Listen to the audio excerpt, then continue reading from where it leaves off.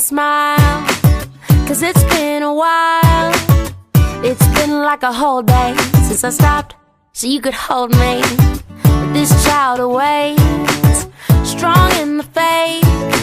Lord, you are the refuge that I can't wait to get to, 'cause I can't let a day go, can't let a day go by without thanking you for the joy that you bring to my life. And there's something about the way your sun shines on my face. It's a love so true I can never. Hello, welcome to Transformation Power Hour. I am Shawna and I will be your host for this evening. This is our fourth week. For the very first week, we spoke specifically to your health and your well-being. This 5-week series is all about honoring the goddess within. So 5 weeks, we spoke about your health and well-being, about taking care of yourself.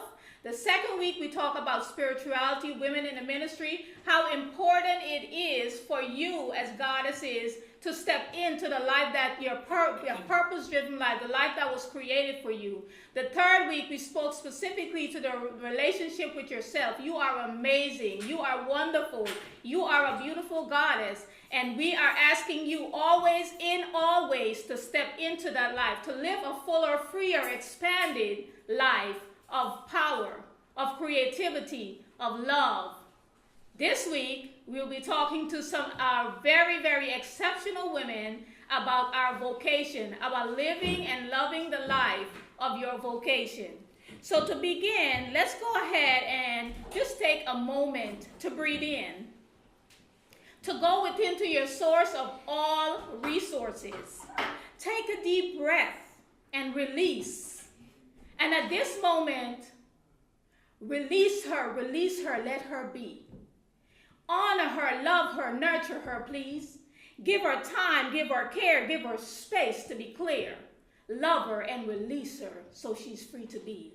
Who? The goddess within. The woman that you are suppressing, causing her to have depression. The person that is not living out the life she was created to be. It's time for you to ask the question, what does my spirit need? What does my goddess need to become, to live the life that she was created to live? Ask, what is it that I need? How do I step up and step out into a life that is unapologetically me forevermore in this moment and for the rest of my life? So it's time for you to say, I am open. I am willing. I am going to step into that life that I was created to live. I am the goddess and I will celebrate her now and always. I am Shawna and I am a transformative thought teacher, speaker, coach, and author. What does that mean exactly? It means that I work specifically with individuals to help them to recognize, to trust, and to nurture and to honor the goddess within. We work together to create a life that evolves and a life of discovery, a life of self-love, a life of self-acceptance. It's time for us as women to step in to our greater life. It is the moment is now. Job. What is a job? According to Michael Coles that worked for Redken, he said a job is being just over broke. That means you get up every day and you show up to a place that no longer excites you. And broke doesn't mean only financially. Broke means that you can be broke spiritually. You can be broke physically. Your health could be in shams. You can be broke financially as well. And that's what our next series will be about. Our final series next week will talk specifically about time and money freedom. As women, we don't take the time to look at our finances. I learned years ago that it is important for us to have a date with our money. You see, whatever you don't love will not get close to you. And if we're in the habit of saying money is not good, money is bad, whatever you hate, love cannot create. So if you want to have more in your life, then whatever it is that you're pushing away, it's time for you to just let it go. Either let it bring it closer to you and love it, or just let it go with love. Because love is the bond that will keep us all in place. And for this moment, as we go through our 1 hour session, think about the goddess that you are. You are a creative, you're a beautiful goddess, and so am I. So here's my spiel. I am a goddess. I declare I am free. When I take a look at you, you multiply me. Approval from men I seek not to incur, because the goddess in me love, accepts, reflects, and walks in her own destiny. There's so much to do that could never be done. Join me in love and laughter. Come on, let's have some fun. I seek to build up, not to destroy. My joys today, I pray, reflect love and one universal sound. You are a goddess. Set her free. Are you doing the work you love? Are you getting up every day excited? We're going to be speaking to 3 amazing goddesses in a minute. They will tell us a little bit about their stories, their vocation, how they have stepped in to doing the work that they love. And we have one young lady that's retired, but she will tell us all about her journey in the work that she was created to do. So take a breath, and we will now go to our beautiful goddesses, and they will let us know exactly what they're doing. Just a brief introduction, and we'll get deeper later. Anna?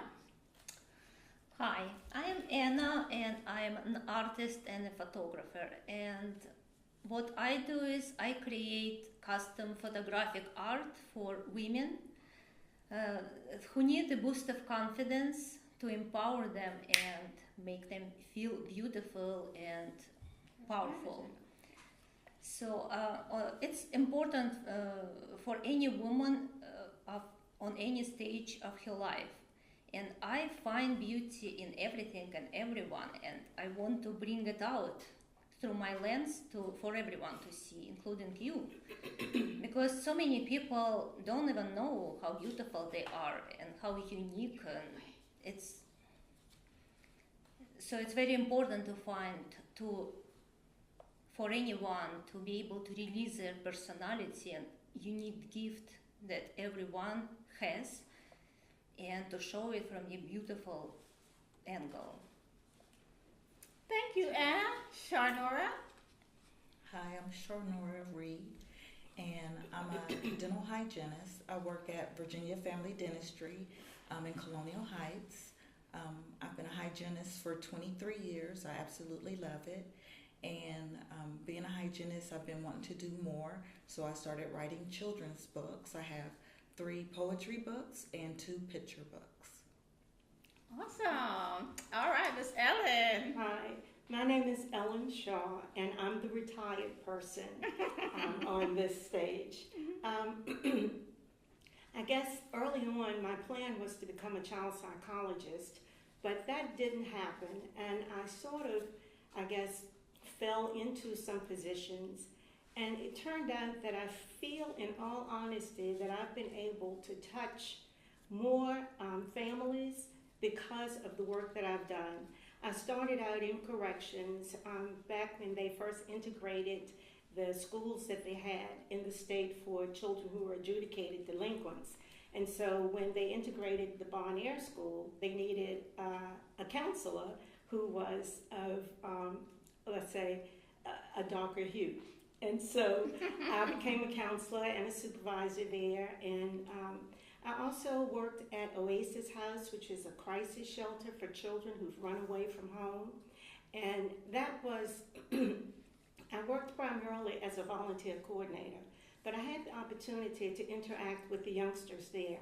And it was, in all honesty, heartbreaking to realize that there were parents who preferred the men, primarily there were women, the men that they were living with, to the children who were in their home and who chose not to believe some of the things that these kids said. Then I went on to work at Big Brothers Big Sisters, and I had a chance to match adult males with youth males who needed a good role model, moms who felt like while they were doing a great job, they wanted their boys to have someone that they could relate to, and also matching big sisters with little sisters, because moms realized also that their daughters sometimes needed someone else with whom they could converse and share ideas. And that brings me primarily to the last job that I had, which if you ask anyone that I've talked with, they've heard me say that's probably the most rewarding job that I had. And that was with the City of Richmond Department of Social Services. But I was assigned to the adoption unit, and I was placed at an agency called Virginia One Church, One Child. That agency recruited families that wanted to adopt children who were in the foster care system throughout the state. And so I had the pleasure of interviewing these people, sending their home studies throughout the state, and enabling some of the placements that took place. And the reason I say that's probably the most rewarding is because even today, I've run into families who have said, thank you for placing our daughter with us. Young men who've grown up in families who said, thank you, this is my family. Now that didn't mean that there weren't issues or problems, but it was a wonderful job. I also had a chance to do some training, pre-service training for the families who were going to adopt. And also, I was a certified Love and Logic trainer, which was a parenting style that I was able to teach and present to some of those adoptive and foster care families. So that's my story. In addition to being inspired to write poems, I've written numerous poems related to my last job, but I also find, when various events, whether it's deaths or weddings or just nature in general, I'm inspired by a lot of different things. And I wrote one to the parents that I thought was really, when I was writing it, I was thinking more about parents who had chosen adoption, but I realized it's a poem that really is about all of us who are parents. Okay. Can I share that? Sure. Okay. This particular poem is entitled, The Face in the Mirror. When I look in the mirror, whose face do I see? Where is that carefree child? Where is that adolescent me? If I look real close, then I can see they're still right here inside of me. But the face looking back I finally see is the face of the parent that now is me. I'm blessed with a child who was birthed in my heart from a spark of light that was just a thought. What love I feel for this child I now hold, who ignited this love so deep in my soul. What words will I say to my child today? What action might I take? At times when things go wrong, will I turn a tiny cloud into a raging storm? I must remember that what I do today, my child might one day do or say. I look in the mirror and there I see both a twinkle and a tear in the reflection of me. A smile and a frown I seem to wear, and sadness and joy are also there. Deep emotions are etched in this face, because being a parent means a constant race.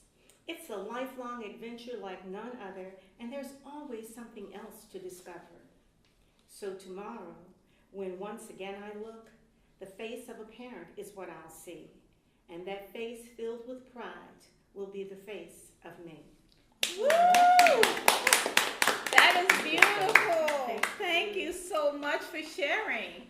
And you know, when you think about the different phases that we go through in life, the child in us is still there. Mm-hmm. And sometimes, if you notice, if we suppress certain feelings, they will find another way to come out.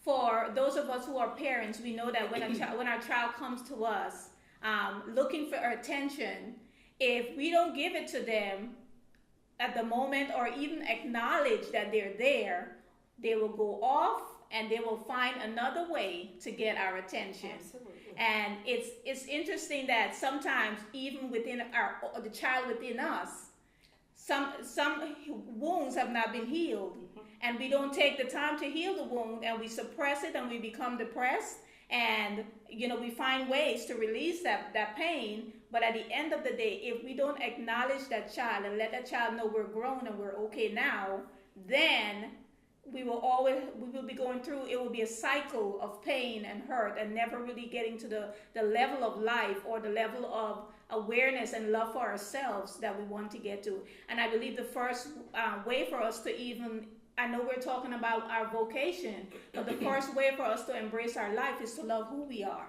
And then when we love who we are, we start to find out things about ourselves that we need to take care of and release. And then some things of, okay, I need to let this go and I need to grow. So at the end of the day, face the child. Acknowledge that child within yourself. Acknowledge that child and let them know, thank you for whatever you did to take care of me so I can become the adult that I am. But now I'm an adult and you don't have to take on that responsibility anymore.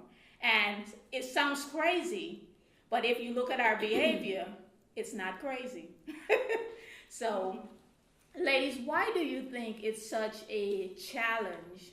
Because 85% of individuals are waking up going to jobs that they really, really don't like. There's only a small number of people that are really waking up excited to go to the place to serve and to contribute to life. Why do you think that is such a challenge for us to make that decision to choose something that makes us happy instead of working for a paycheck, instead of working for doing something we love, knowing that we can get paid as well to do what we love? And any one of you can go. I think okay, go ahead. Okay. I would say that probably in my era, you tended to have a job. You really didn't necessarily think about what is it that I'm really interested in doing. And that's not to say that everyone felt that way, because certainly loads and loads of people have gone on to do the jobs that they enjoy, and it's fun, and they wake up every day excited. But for many of us, it was about getting that paycheck, and we didn't realize that there were opportunities to perhaps take something that we love doing and garner that into employment. Or we didn't realize that let's take this thing that we're interested in, and if we cannot earn a living doing that, let's make it a true hobby, so that when we come home on the weekends or in the evening, that we can kind of take off that shell that we've had to wear all week and do something that's really fun and encouraging. And also I think it's just fear. Everybody wants a sense of security. So there's a fear that if I go to this job, maybe, I may not like it, or I may not have the same security, I may not have the insurance benefits, et cetera, et cetera. So there is an element of fear. But I think millennials, I think that they have the right attitude. It's like, if I don't like this, I'm going to do something else. And I'm thinking about my own daughter. She got her undergraduate degree in business education and accounting. Tried that for a hot minute. That didn't work. Decided I'm going to become a nurse. Realized, I don't really want to do that. And she's working in computers, and that's something that she spoke to even before she started college, but went the roundabout way. But she made the decision that if I have to work part-time, and then study, I'm going to do something that I really want to do. And so, like I said, I think young people, they have the right attitude, because you have to work a long time. Yes. So if you're working a long time, you need to do something that you enjoy doing. And you said that you've been doing it, what, 23 years? And you love what you do. Yeah. Tell us about that. I'm one of the few people who know what they want to do head on, though. I was probably around 7 when I realized I wanted to be a hygienist. I liked going to the dentist, strange enough. I like the hygienist, and this is really weird, but the dentist used to give me Hershey bars. I ended up working for him with my first job. I've been in the dental field for probably 32 years, but I've been a hygienist for 23 years. I've always been fascinated about teeth.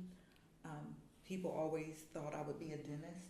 I never wanted to be a dentist for different reasons. I didn't want to. I didn't want to go into the anatomy and things like that. How they had to go into it, but I just loved teeth.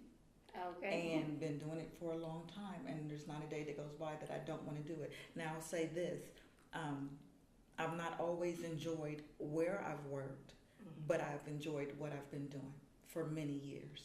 That is awesome. And that's inspired me to do other things with that, trying to teach other people how to take care of their teeth, and the importance of it. I believe the reason people don't do follow a different career that they really love and enjoy is not only fear, but they don't believe in themselves. Yeah, I agree. They also will have other people in their ears asking them so many questions and putting doubt in them. So they don't believe in themselves, they have the fear, and sometimes they just don't know how to go about it. That is true.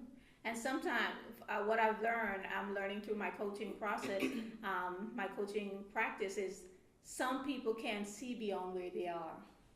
They've been in that situation for so long, is that not only don't I believe in myself, I doubt myself, and then I have these experts speaking in my ears, and the most devastating thing is our own self-doubt. Even though we may have people outside of ourselves, after a while, that becomes an internal battle within us, even when somebody outside of us is not even saying anything. They're saying, they're encouraging you to go do what you want to do, because you've been, you've heard those voices and those negative beliefs and different ideas of who you should be according to the outside to-be's. Is after a while you believe those things and you can't see yourself, well, this is who they are. It becomes a self-fulfilling prophecy because you can't see yourself beyond where you are. And sometimes I work with people and it's hard to get them there, but it's exciting when you can see the light bulb go off and I can do this. And then they start to make the steps, but you have to make a decision. You know, I'm here, sure enough, but there's more to life. And if I have come this far, then there's farther for me to go. And there are some things that may have going on in my life now. These things are not permanent. They came along with me, and I can leave them be, and I can move forward. Whatever is not serving me now, I can step into that next role. Because it's all about, I feel like we shouldn't be a tag along in our own life. I should be the leading lady in my life. I should make a decision about who I want to be, what I want to do, you know, where I want to go. And then, of course, compromise with other people. But it shouldn't be like I become the second person and whatever you say goes. And that's just a way of thinking sometimes. And I think sometimes we're not even aware that we're making decisions based on other people. Because I know I've done it several times. I'm like, I didn't really want to do that. But you know, you're halfway there already.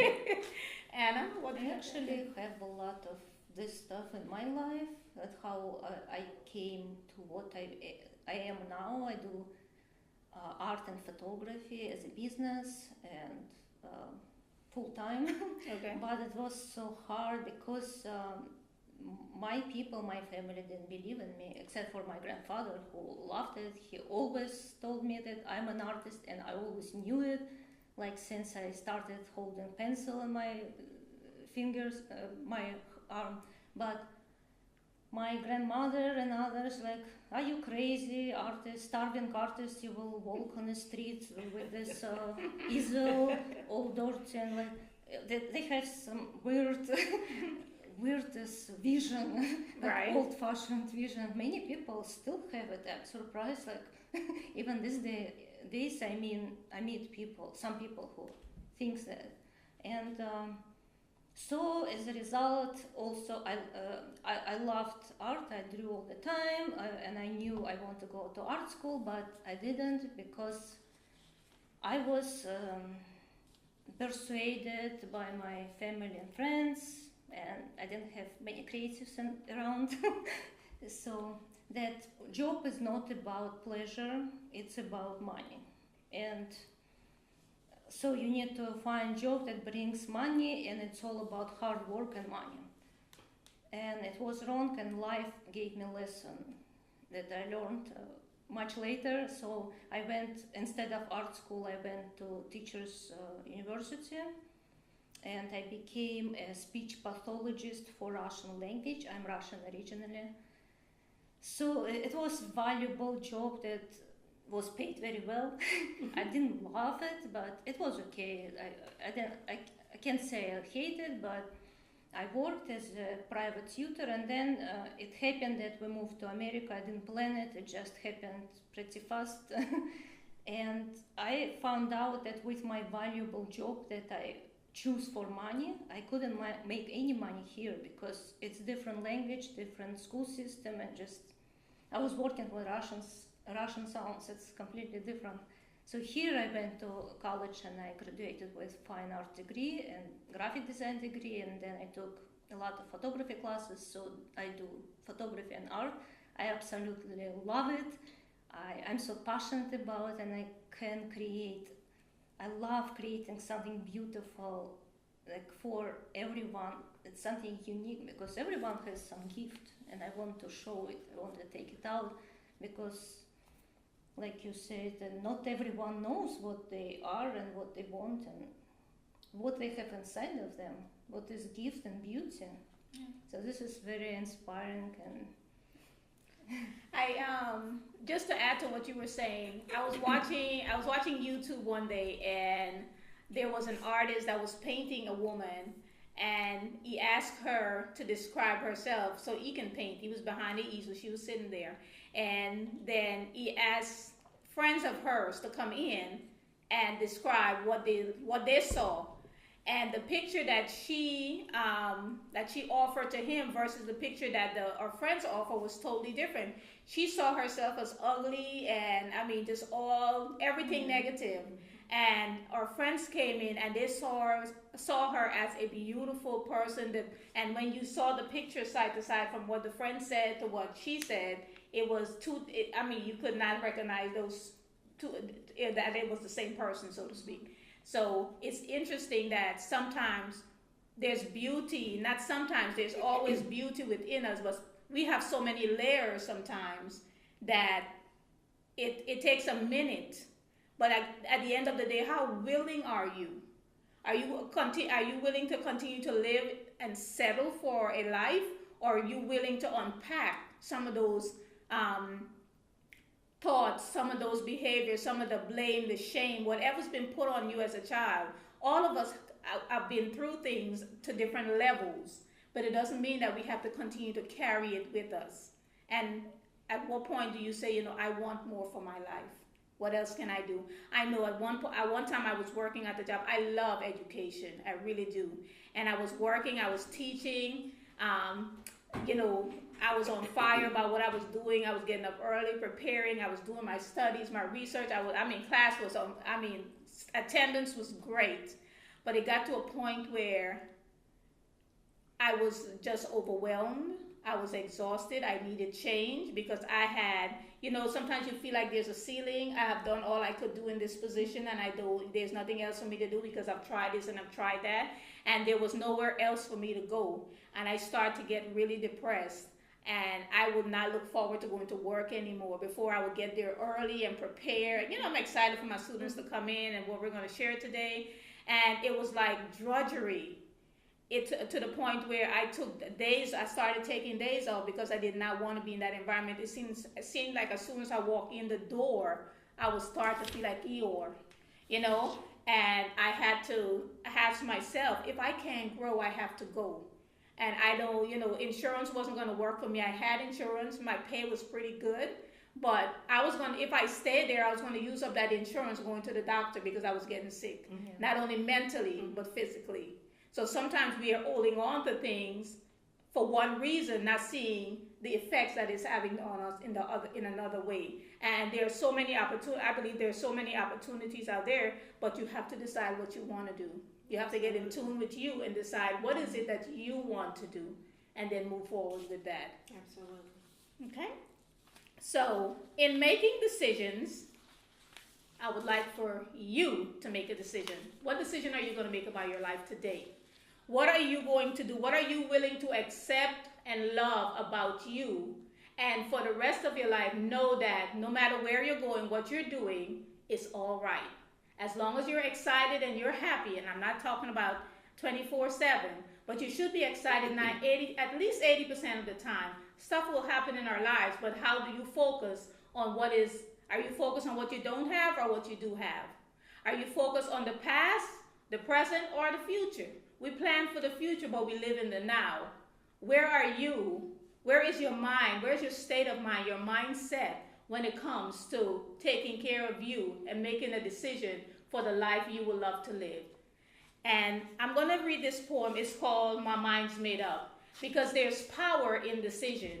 And when you make a decision, the Latin word for decision means to cut off from. When you make a decision to go forward and do something, it's like a ship that has left the dock and move into the ocean and can no longer see the shore.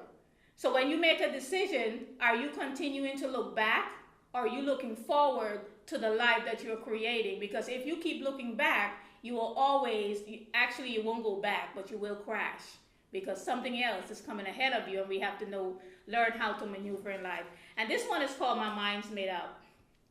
It says, a peace of mind is all I'm after.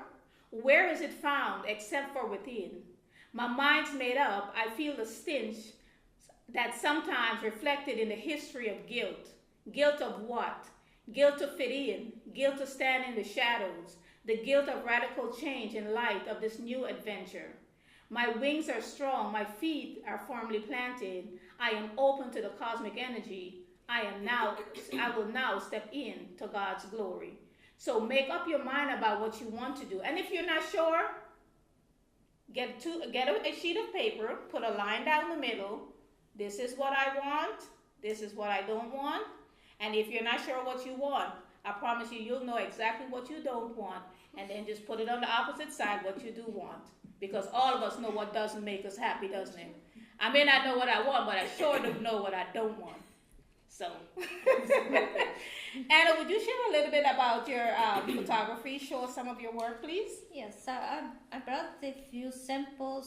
Of course, I have a lot of, much more, but I couldn't bring it all. I love creating personal portraits because it shows personality and who you are, not just your beauty, what you look like. And I love adding artistic effects because I'm an artist. So this is a little simple glamour kind of portrait, and I added some birds for fantasy. This was maternity portrait, and I took it outside in Belle Isle. So it's kind of like boudoir maternity picture, and we have beautiful background there.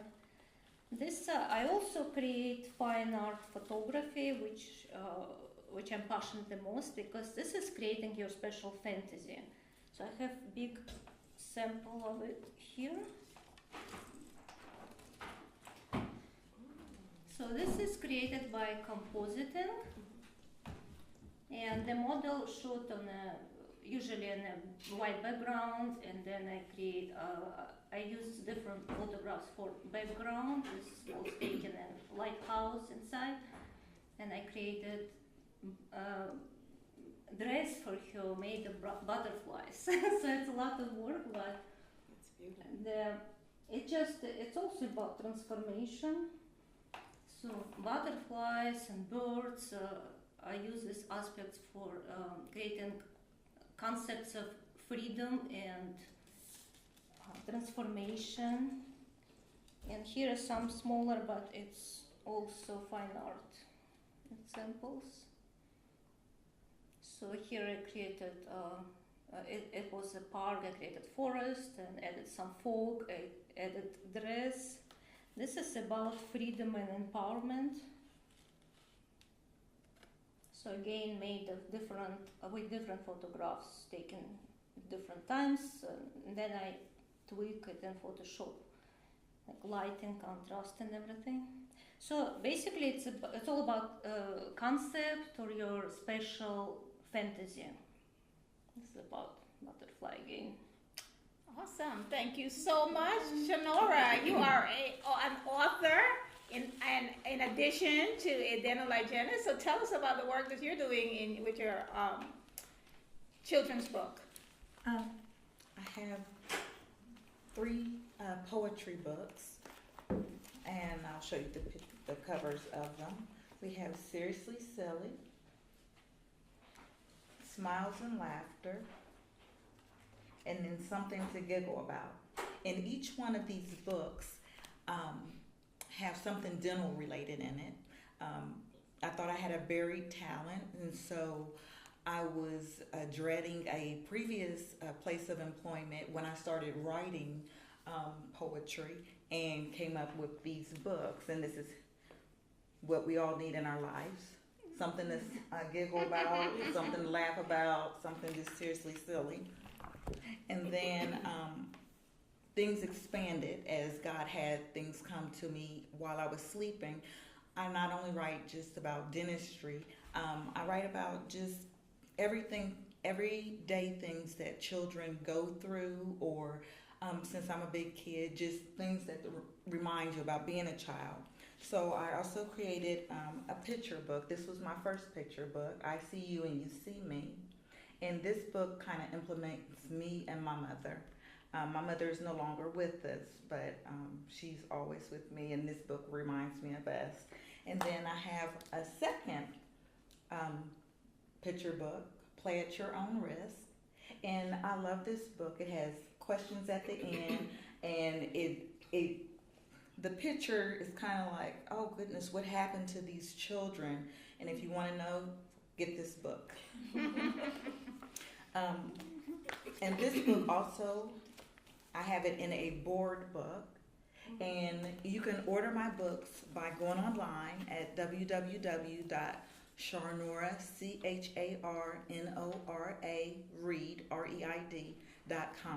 and pick up any one of the books. You can order them, just go to the book tab, and it's self-explanatory. Awesome. All right, Ms. Helen, you have more poems. Would you please share the other 2 that you have, please? Okay. Well, this next one, as you talk about vocations and careers and working, it always helps to have someone in your corner. And I've been blessed. Certainly, my mother was always supportive. I had an older sister, my husband of 49 years, and my daughter. But my mother passed 1 month shy of her 90th birthday. And in thinking about her, I wanted to do something that was her voice. So this one is entitled A Reflection on My Life.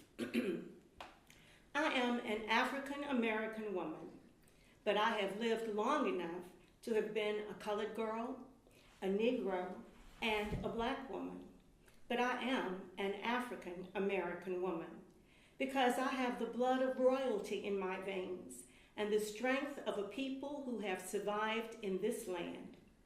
I claim the wisdom of my ancestors passed down through the ages, as well as what I've learned during my time upon this earth.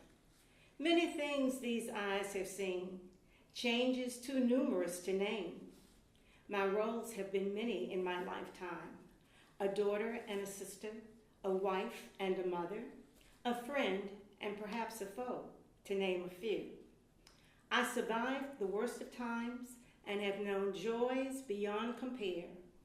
Faith in God kept me sane when the way seemed dark and hope had all but gone. He gave me the blessing of your love and a love I too could share. But now my children, my family, and all others who care, I say my last farewell. Remember, even as you weep for me, my spirit's been set free. And though I've moved to a place beyond your earthly view, know that I dwell with God, our Father, who is with you still. My wisdom I shared as best I could, my life a testament of love. I am now a soul of the universe, transcending race, gender, and all things that would shackle me. I am an African American woman with time for no regrets, and now I am free, free for all eternity. Awesome. Thank you. Oh, you do have one more, don't you? Yeah, I've got actually two more, but I Okay. have one.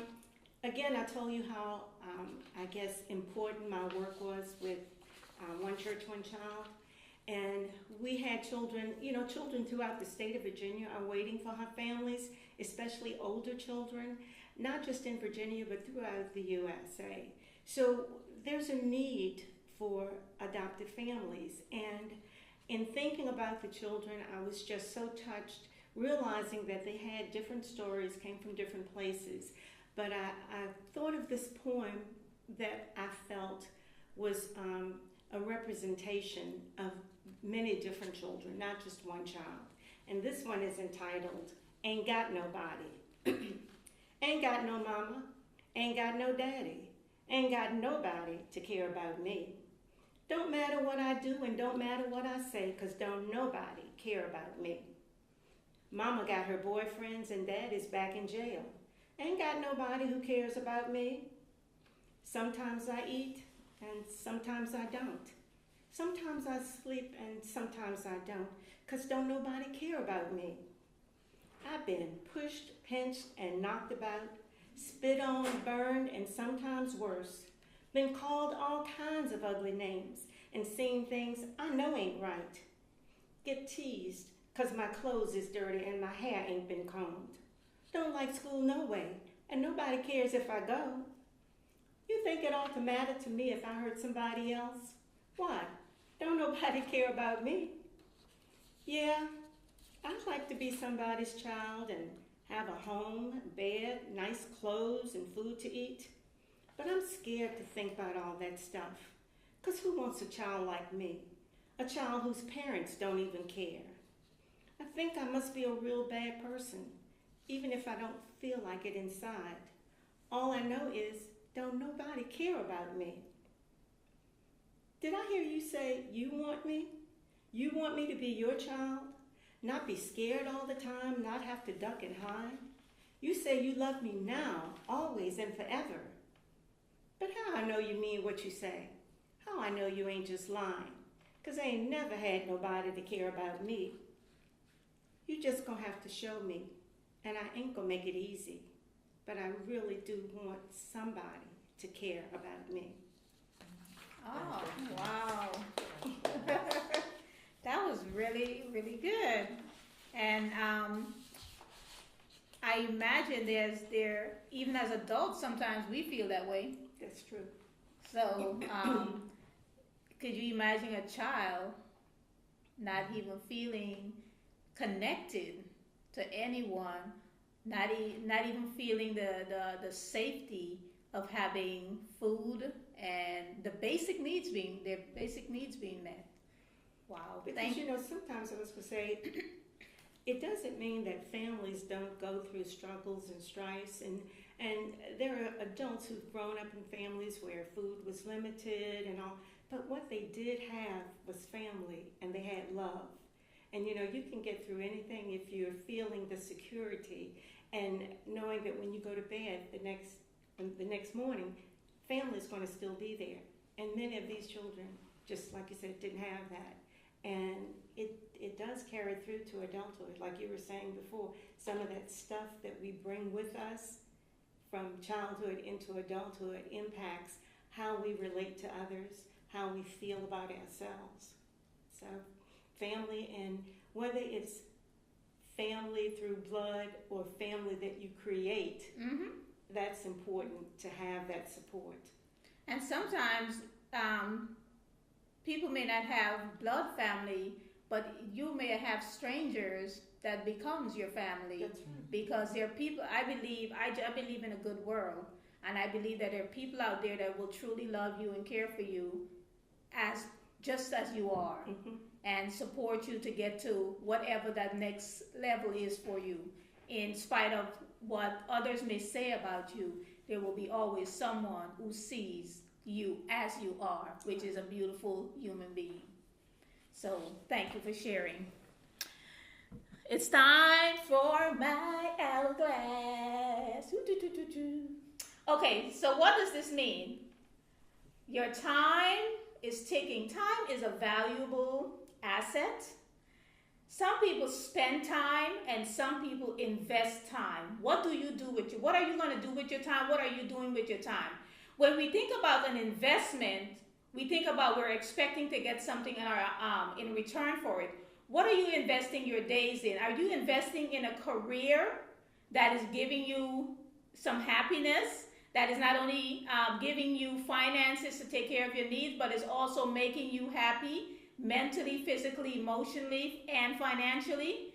It's time for you to make a decision to decide that your life is beautiful. You're worth living a life that is beautiful, waking up every day, going to a job that you enjoy, going to a career, but you must decide that that's something that you want to do. And here is a little bit of did you know? So as we look at the hourglass, your time is ticking. Make sure you're actually investing your time and you're not spending your time, because spending means I'm giving it away, right? Investing means that I'm giving it away, but I'm getting something that's valuable to me as well in return. So success is a scheduled event. It is a mindset and an unwavering focus, a commitment to yourself. Success is to rise above the conditions, the woulda, the shouldas, the couldas, to see yourself as you are now. No blame, no shame, no games. Why settle for good? You know you deserve great. I can't do it. I don't deserve great. Why not? I said, why settle for good? You know you deserve great. The problem with great, though, is you have to learn to wait. Great is a fate of the delicacy, living in the mindset and hope and trust of eternity. Why settle for good when you know you deserve great? But I'm afraid if I wait on great, time will dissipate. Time will not dissipate because love and life is in eternity. Stop settling for good. You know you deserve great. It's time for you to check in with yourself. Ask yourself, what do I need? Am I doing what I love? And I'm going to keep saying this over and over again. Are you doing what you love? Anna, are you doing what you love? Yes, I do right now. Charnora, are you doing what you love? I am. Miss Ellen, are you doing what you love? At this point, yes. Yes. If you are making a decision now to wake up tomorrow and make a decision to peel back whatever layers you need to peel back to get to the core of what your purpose is for your life, come on now, say, I'm in. I'm in. I'm in. All right. They're in. I heard them. Did you hear them?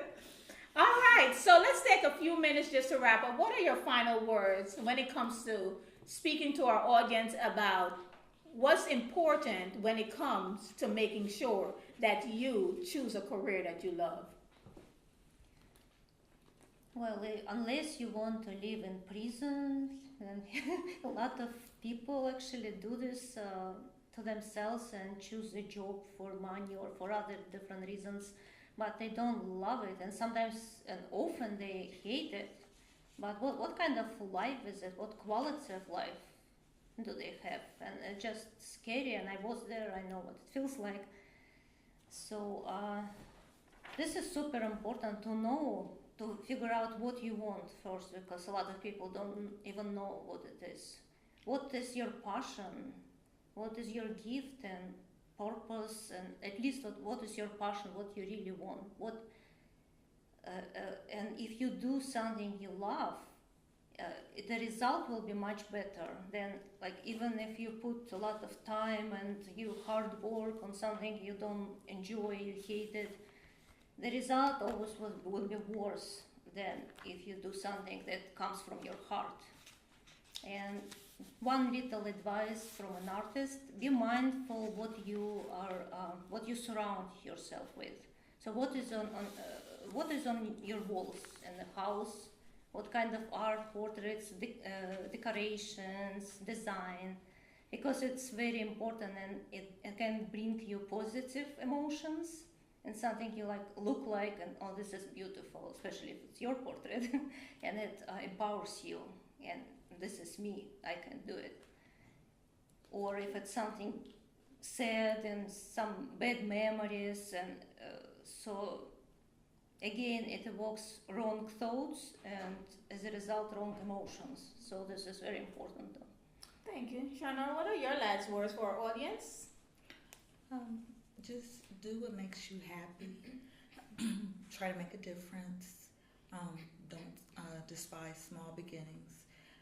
If you have a job or you're at a place where you don't like or appreciate, use that to get your way out and into what you do like, what you do love. Okay. Listen, what is your final word for our I agree audience? with everything they said, and especially to, as you refer to us as goddesses, to the young goddesses, recognize that you can be anything you want to be. The world is your oyster. Don't think that there are jobs or positions or careers that you cannot do. It may take time. I would say be methodical about what you want to do. As you were saying, you know, make a plan of action, and even if you have to start small, then do that. Even if you start out just as a hobby, do that. I saw this in Women's World, and I'm just going to share with you, and it's entitled, "You Are Wonderful. You are wonderful in more ways than anyone can count." Often we downplay our own strengths and downgrade our own uniqueness, even telling ourselves we are nothing special. But everything about you is special. You are not ordinary or average. You are remarkably, incredibly you. Oh, thank you. You are amazing. So, just to wrap up for today, here is an invitation for you.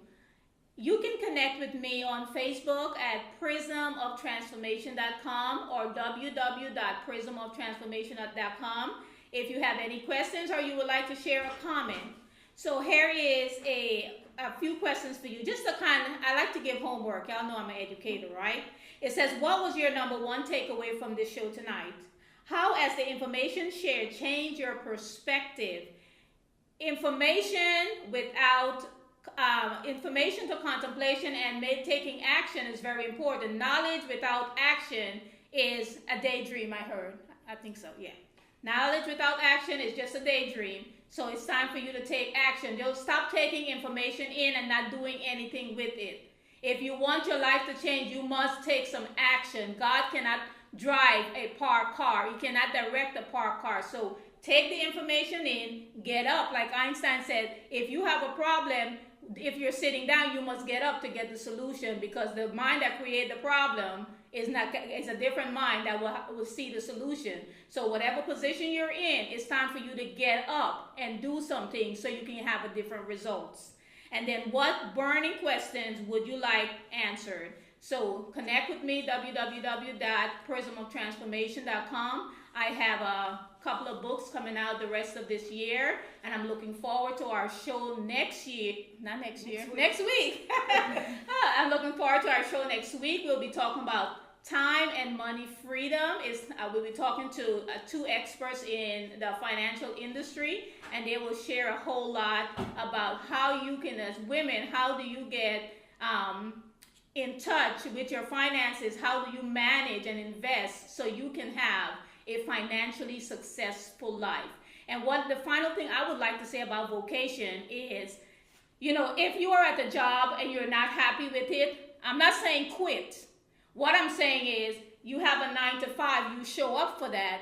You have a dream. When you get off of that 9 to 5, put at least 2 hours into it. You spend 9 hours there, you come home, you start working on your dream for 2 hours. Before you know it, those hours on this side, your job, will start to minimize, and the hours on the side of your dream will start to maximize, and you'll become happy because you're making progress in the direction of your dream. So you must do something in order to get results. You can have results or you can have excuses, but you cannot have both. So you have to choose. If you're going to make a difference in your life, if you're going to make a change, you must choose to take action and stop sitting around waiting on the world to change or waiting for someone else to make the decision for you. It's time for you to get up, goddesses. It is your time. Rise up. This is your moment. This is your time. You have a beautiful life ahead of you. Invest it and stop spending it. Have a great evening. Thank you, ladies. Thank you.